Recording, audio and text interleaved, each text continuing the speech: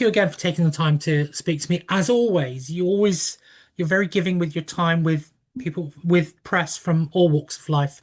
And believe me, from a humble podcaster, writer with modest following, I thank you. Well, on the flip side, I thank you for your support, for spreading the word, for Mhm. your generosity in wanting to give me a platform to share with your audience. And on top of that, the fact that you're a fan, you love this stuff, and you've told me yourself that this is like the one gift you allow your wife to buy for you.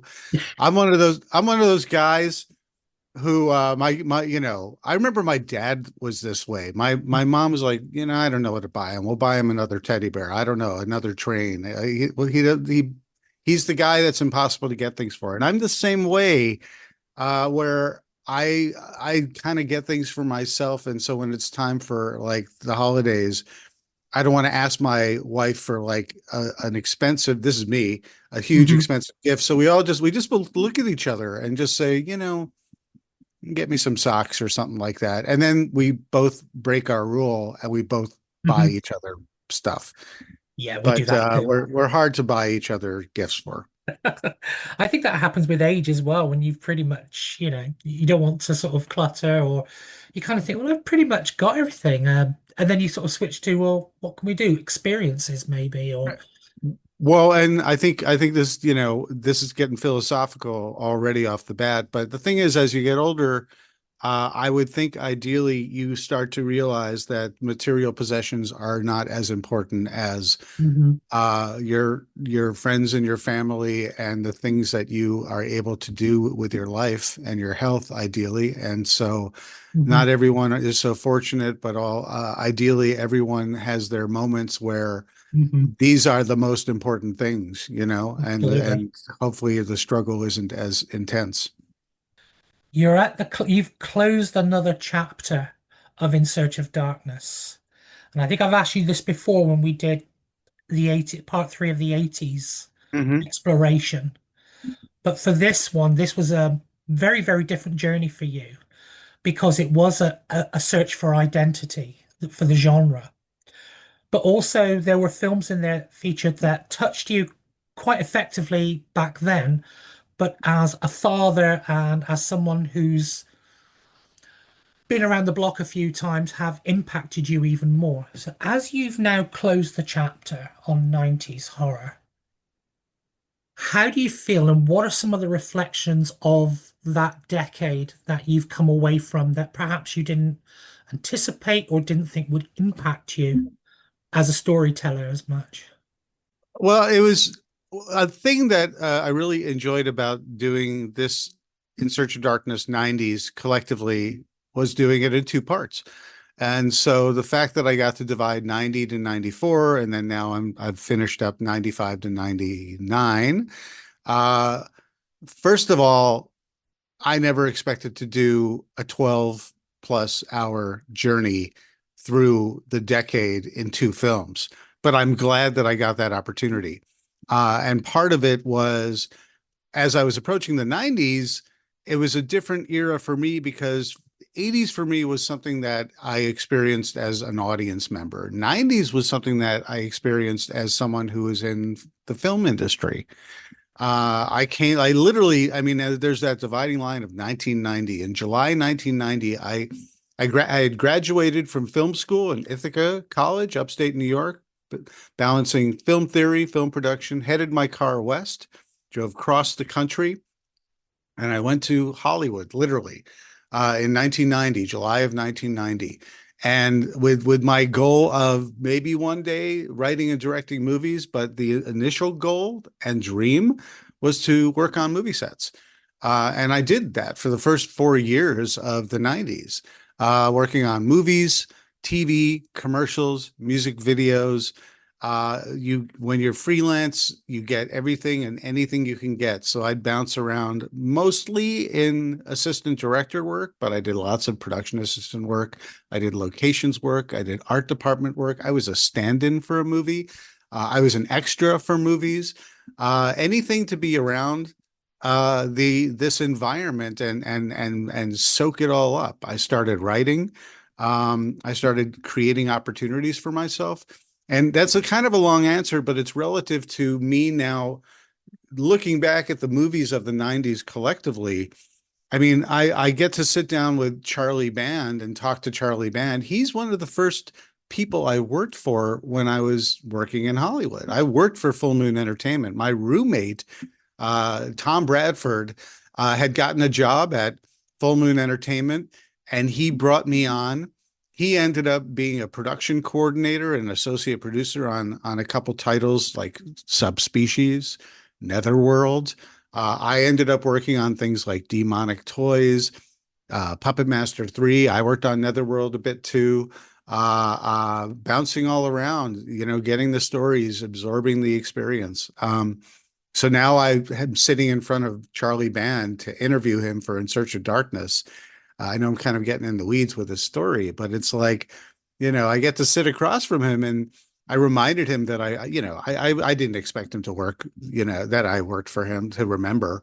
Um, but I said, yeah, Charlie, I worked for you in the early days of Full Moon Entertainment, and like in 1990 and 1991. He's like, uh-oh. Because I think he knew I knew too much already. Or maybe I was going to do like start, doing a "This is your life in the graveyard" kind of interview. But he quickly realized that I was here to celebrate his work, and we got a great interview. And so having being able to interview him twice, one for In Search of Darkness 3 at the tail end of the 80s, talking mostly about Empire pre-Full Moon, and then talking in the 90s. That was really great. What did I learn? What was different? It was different for me because I was watching these movies and I was working on these movies and I was coming out of film school. Now, 30 years later, for a documentary, I get to talk to a lot of the heroes that I idolize, but I also talk to people that I worked with or worked alongside. Um, which is equally interesting and exciting for me that I could sort of put them on a pedestal. Um, but I also revisited a lot of films that I don't think I loved as much the first time around, but with 30 years behind me, I have a different perspective. I see it as more of a snapshot of a decade. I did dive into a lot more of the straight to video stuff or shot on video stuff that I outright dismissed when I saw it in the video store shelves the first time around because I was a bit of a film snob. If it wasn't a theatrical release, it can't be good. Mhm. But I evolved since then, and I've come to love and cherish those types of movies. And my experience making 5 In Search of Darkness movies plus In Search of Tomorrow has really taught me to absolutely relish the can-do spirit of indie filmmaking. And having worked on movies myself where super low budget and big Hollywood movies, everything from Tom Hanks and Castaway to a movie called Project Vampire that was called Nothing But Vampires when I worked on it, where it was the lowest of the low budget that I was an assistant director on, and I also appeared in a lab coat as a henchman at one point. Um, these are experiences that I got to revisit. So here's something to reflect on then. Probably the most quoted, not line, but observation from 80s In Search of Darkness was from Tom Holland when he described horror as the red-headed stepchild of movies. Yeah. You've quoted it enough times, and I think it's now stuck with people.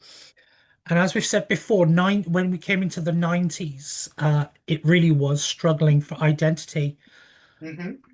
Uh, but it found its identity, didn't it? By the time you get to 95, it not only, do you think it not only did it find its identity, but it actually gained some legitimacy that in essence, in the world of genre films. You must look to one must look to Silence of the Lambs Mhm. as a pivotal achievement for horror. Now that was kind of sold as a thriller, and in the first in Search of Darkness 1994, we had a large conversation about what is the definition of horror versus thriller. And a lot of it is a personal thing. But fundamentally, if you're a horror fan, I don't think you can disagree that Silence of the Lambs is absolute horror. But that won all the awards. That won every single that was a clean sweep with the top five Oscars.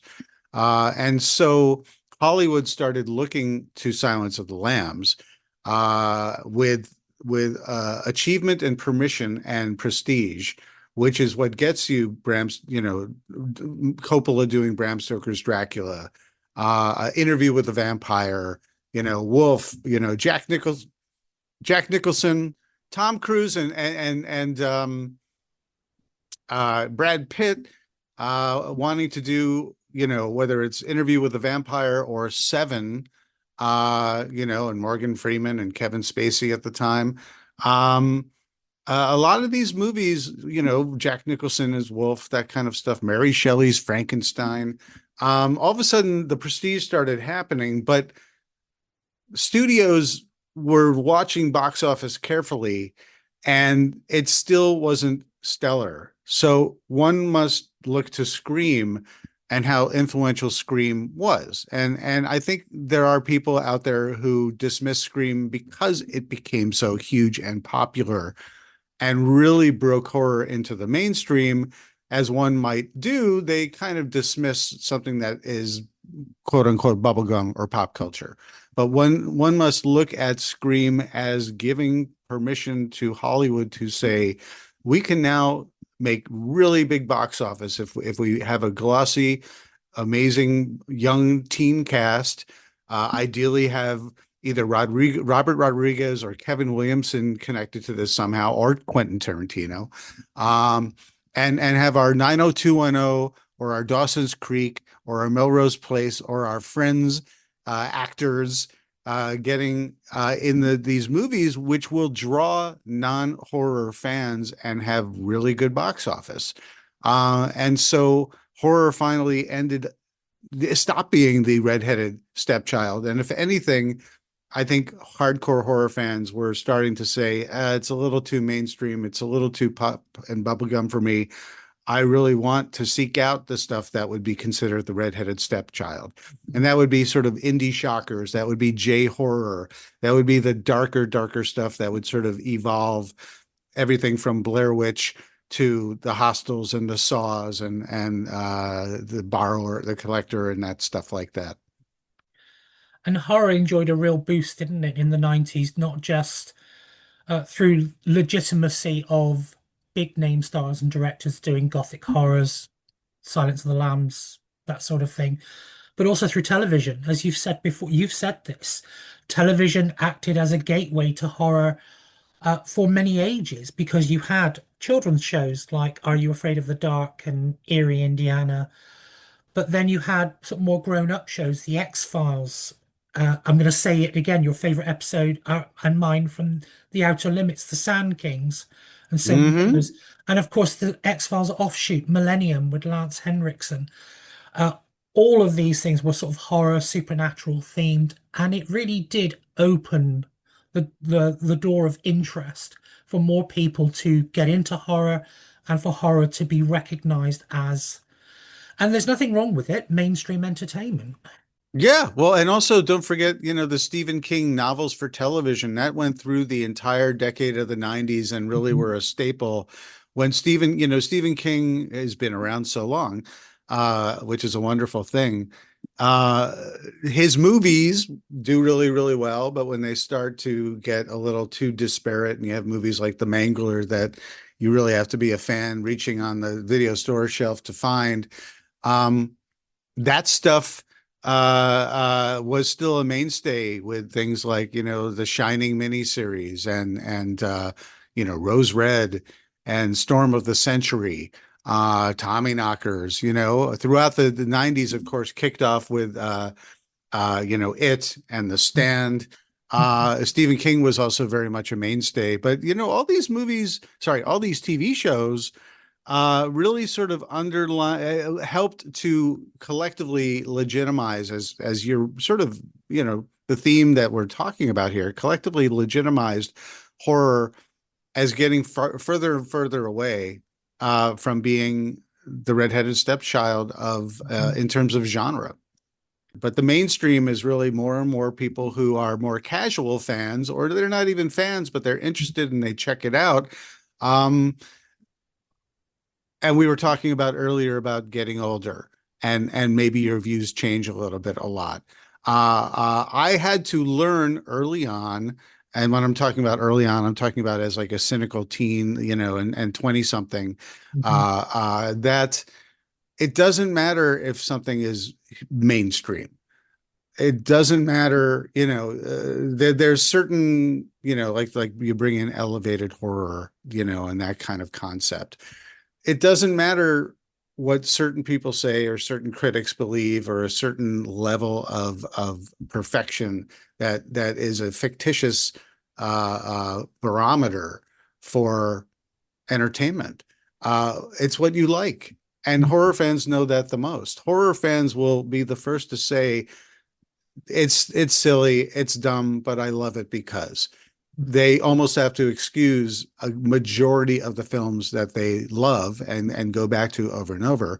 And as you get older, as one gets older, as I get older, I no longer apologize for any of this stuff. And so while I might love whatever whoever's, demon, what are the Netflix demon K-pop demon slayers, or I'm going to get Yes. it, demon hunters, K-pop demon hunters. That's huge. And that's great because it's K-pop. It's entertainment. It's on Netflix. It's colorful. It's a cartoon or it's animated. But guess what? They're monsters. It's kind of gateway horror.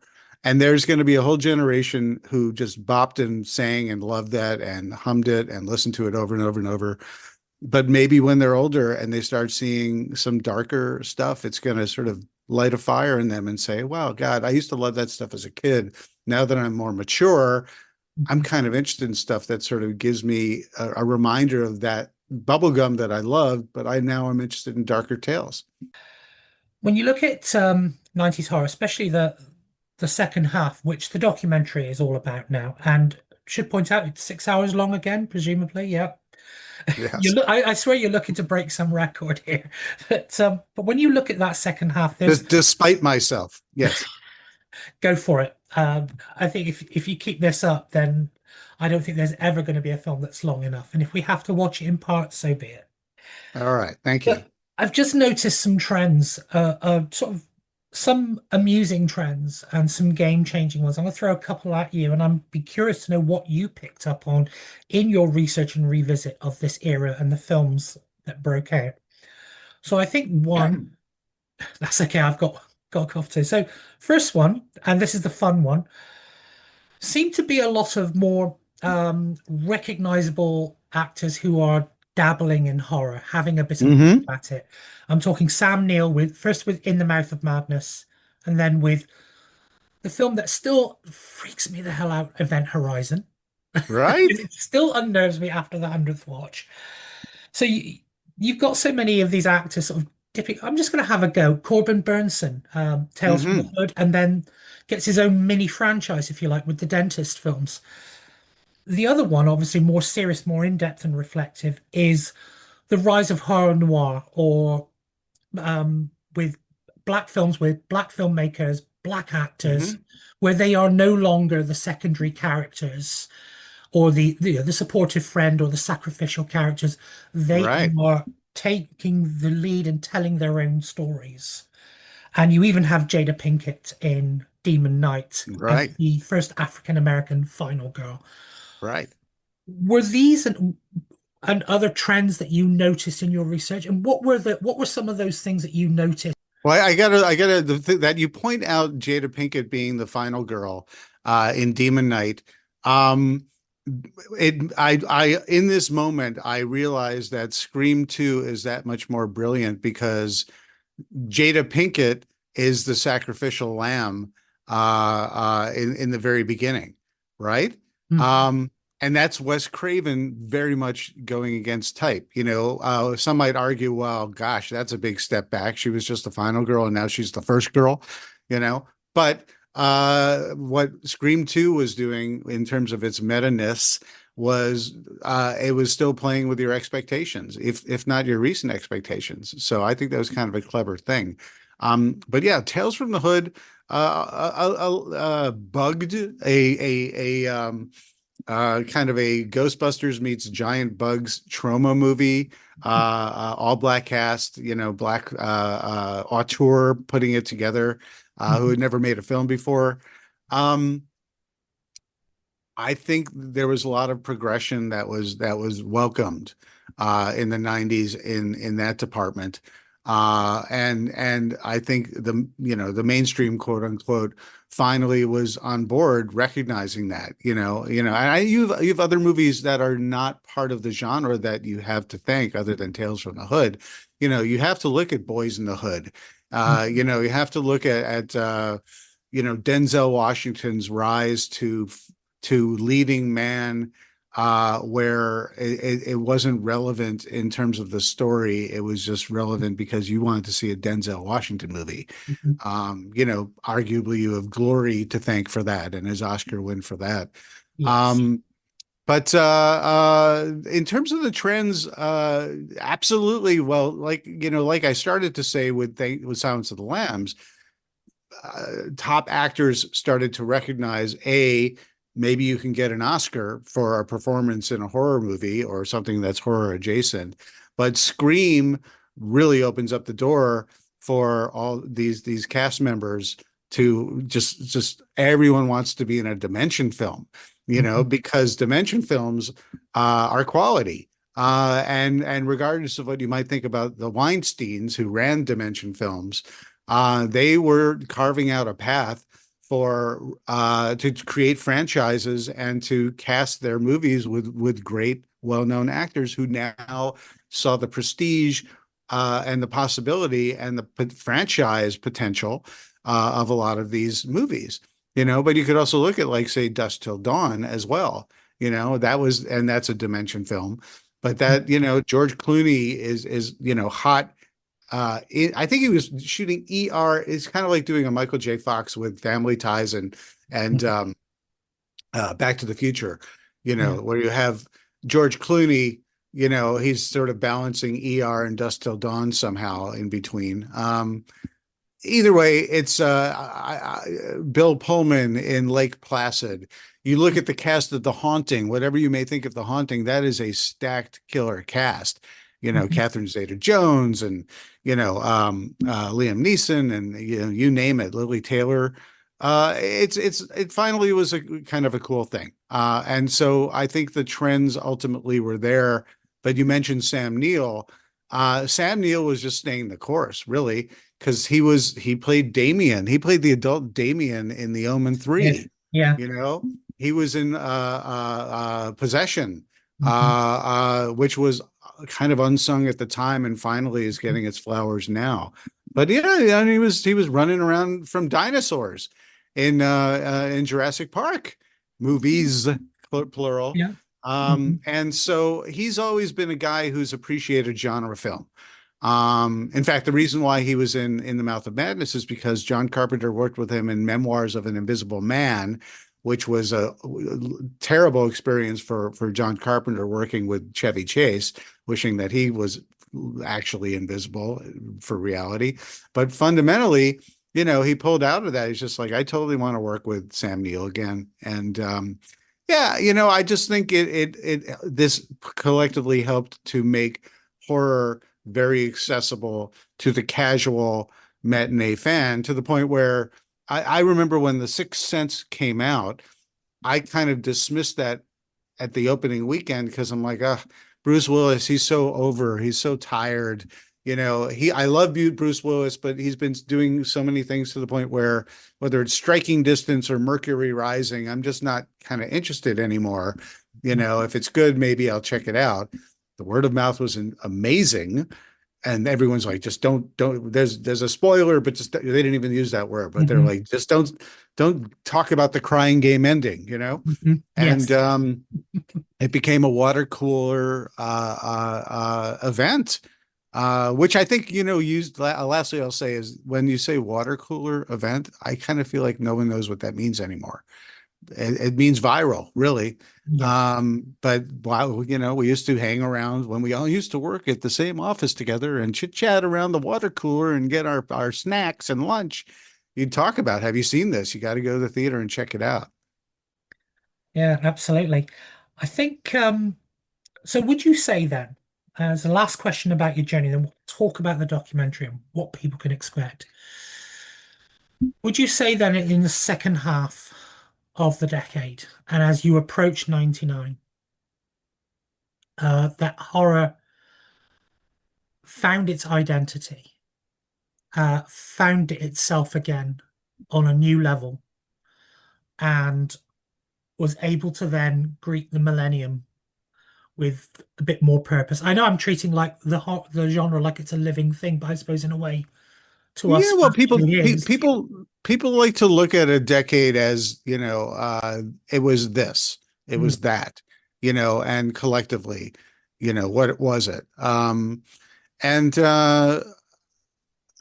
The first half of the 90s, it was indeed trying to find its identity, trying to find its footing, trying to figure out what it was, and going in all sorts of interesting creative directions of success and failure.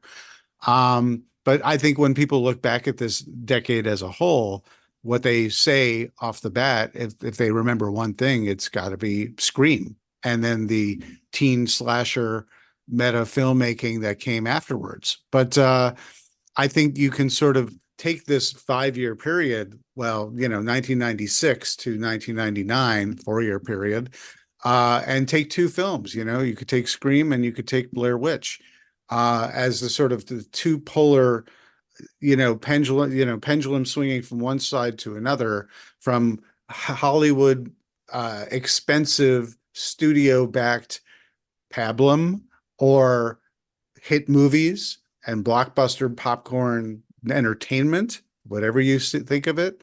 I'm not judging. I'm just saying there's all sorts of different views of that stuff. But then things were evolving because it kind of burned itself out by the end of the 90s. yeah. These kind of teen driven films, they got into the 2000s. You have like, Final Destination and things like that. But fundamentally, people were kind of looking for something different, and Hollywood, when they see the numbers starting to go down, not so many people saw Phantoms with Ben Affleck. What do we do now? Mhm. Um, Cursed. This is in the 2000s. Cursed. Wes Craven. He's going to go back and do a monster movie. Boy, this production is cursed. We don't know what we want from it, and no one's going to see it. A werewolf movie from Wes Craven. But you have Blair Witch, where everyone looks to this and says you can incorporate online marketing and you can create with something that now we're calling found footage, and you can make a movie that cost nickels and dimes and market it as this thing that is real, and people will come in droves out of curiosity or based on word of mouth. And once again, like so many times with so many genres, with so many films over the so many decades, Hollywood is like, duh, reinvent. Now we want this because this is where the money is. Okay, so we have discussed previously films that resonate and influence. Off the top of the bat, then, I know you're a big fan of Wes Craven's New Nightmare, and we Mm-hmm. talked about the influence of popcorn and what have you. Throw some titles at me. What has overall then, especially this second half of the day, what have been some films that have delighted you, made you think, that you think defined the era, aside from Scream, of course. We know Excuse me. that's okay. We know that's a defining picture, but what of some that have really just sort of leapt out and thought, Well, what From Dusk Till Dawn might be my favorite. "Mhm, I've always loved that From Dusk Till Dawn, and I really love The Faculty. It's a very different movie, but it cemented Robert Rodriguez in my mind as the filmmaker who can. I will just show up if he's directing. Between those movies and El Mariachi, which I saw in the theater when it first came mhm, out, when he was a nobody becoming a somebody. And then Tarantino, getting together with Tarantino, yeah, for Grindhouse and things like that. Of course, after Dusk Till Dawn. Um, so that's one definitely. And I should mention Desperado, which is pretty much the remake of El Mariachi, but I still think it was inventive and different. Um, Cube is absolutely one of my all-time Hmm. favorites. Um, I'm just gonna I'll become a listicle a little bit. I need a little visual help here. Let's see. Yep. I will I'll give you a title that surprised me, and that Hmm. would be Halloween 6, The Curse of Michael Myers. Okay. Because Yep. I remember dismissing pretty much Halloween 4, 5, and 6 as a huge Halloween fan who loved one, really, really, really liked two, came to embrace three. And then when 4, 5, and 6 came along, and I just saw what the mask looked like, and just saw that John Carpenter had steered clear of it. I decided that I was going to steer clear of it as well. Uh, and I came back for Halloween H2O, which is really kind of the screamification of Halloween, simply because Jamie Lee Curtis was back. And I was Yes. just like, you got it. I will be there. And I had mixed feelings about it, but I was happy to see her back, and that was super cool. Um, but for the purposes of In Search of Darkness 90s and 95 to 99, I said, I will take one for the team. I got to see what value there is with In Search in search of with Halloween 6 Curse of Michael Myers. And I was just like, this movie is doing everything it can to be, yes, a Halloween movie with Michael Myers doing Michael Myers things, even in Michael Myers' own home, but bringing in this whole cult, this whole baby, a whole, taking Tommy Doyle, who was just this little random character in the first one, and making him Hmm. a central character. So you tie it in nicely. It is the swan song for Donald Pleasance, as Dr. Loomis. And I just thought, you know what? I'm beyond judgment here. I'm actually really enjoying this because it's trying hard to be different. Is it failing? Is it succeeding? It doesn't really matter. I'm recognizing the fact that there have been so many of these movies, especially with Halloween 2018, Halloween Kills, Halloween Ends. Hmm. Looking at this particular movie, which I had skipped entirely, I was like, bravo, bravo for trying something that's at least not the same old story over and over and Hmm. over, but you still have enough of a taste of the stuff you love. Yeah. I agree. Actually, I've come to sort of appreciate Halloween's 4, 5, and 6 as looking back. I think at the time I didn't like them so much, Yeah. but I kind of appreciated the effort that go into sort of keep it fresh and keep I audiences engaged. So I watch. I'm sorry. Now I'm all excited and I want to get in the next title. But it's like I really enjoyed revisiting a bunch of things because my perspective had changed. But also there were certain titles that I had only seen pieces of, or I knew I'd seen a little bit, or I literally had never seen it intentionally. Another one was Hellraiser Bloodline, Hellraiser mhm. 4.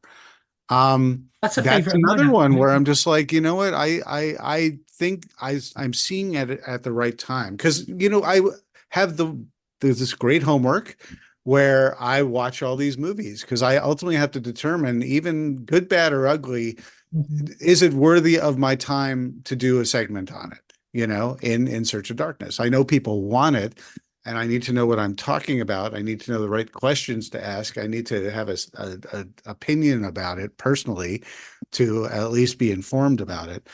And so, yeah, Halloween 6 and Bloodline were two movies that I was just like, these are really, really good, and they're much maligned Mhm. because of their placement in the franchise in the later numbers. Mhm. And I have been enjoying a watch that I thought was kind of be either going to be a hate watch or an endurance test, and it turns out to be incredibly engaging and fun and inventive with a familiar character slash franchise. And I was like, this is fun. I'm enjoying myself. All that joy can now be found in Search of Darkness 1995 to 1999, which is available on 90shorrordoc.com for Yep. pre-sale through to midnight on Halloween. Um, I think generally, I think we all know what we can expect from there, but is there going to be any sort of more surprises of what fans can expect in terms of things that come with the movie?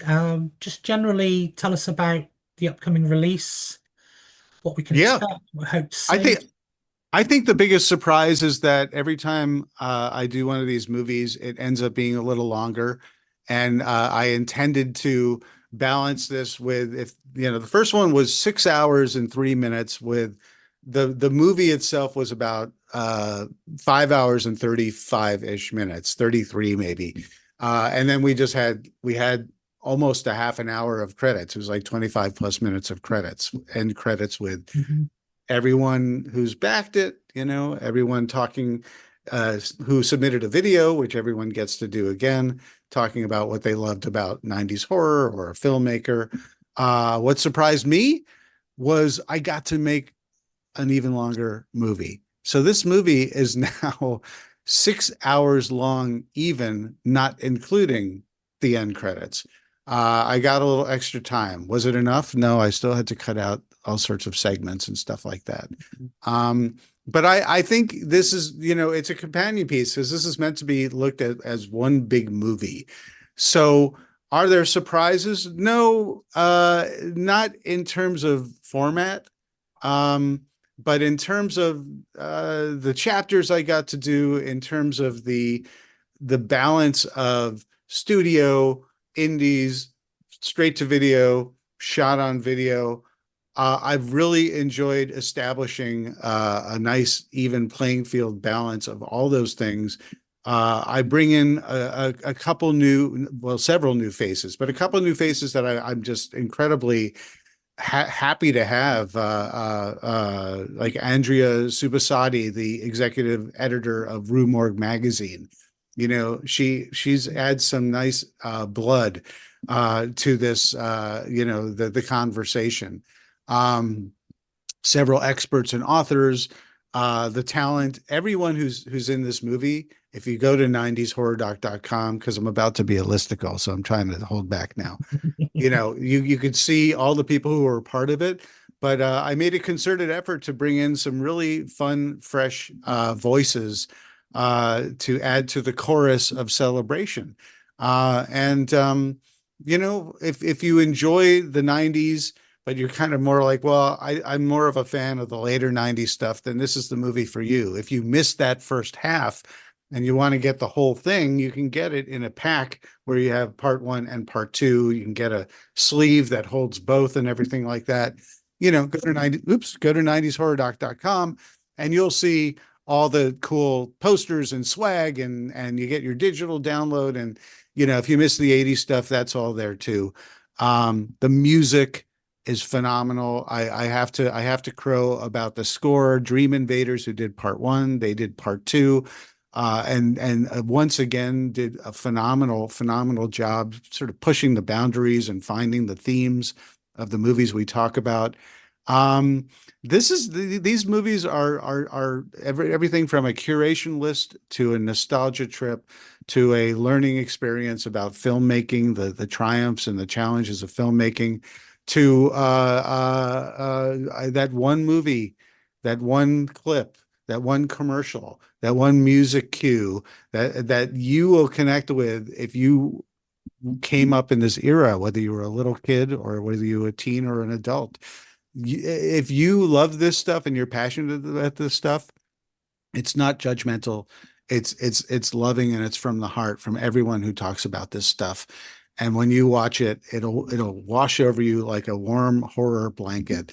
And there will be moments where you're going to say, "Oh my gosh, I forgot about that," or "Oh yeah, I can't believe that," or you're going to hear the sound of AOL dial-up and be like, "Oh my God, we have evolved. We have evolved." But I used to do that too, and I used to find friends in chat rooms and talk about all sorts of stuff. So, whether it was the days leading up to Y2K and the millennium and the nascent days of the internet, before we had all had phones in our pockets everywhere we went, to just the movies themselves and the wide variety of films that you're going to be like, oh yeah, I totally forgot that that came out, or that sequel was there, or that actor was brand new and baby faced, and they're one of my favorites now. And I had no idea that Halloween 6 was the introduction of in and introducing Paul Stephen Rudd, even though he was in Clueless first.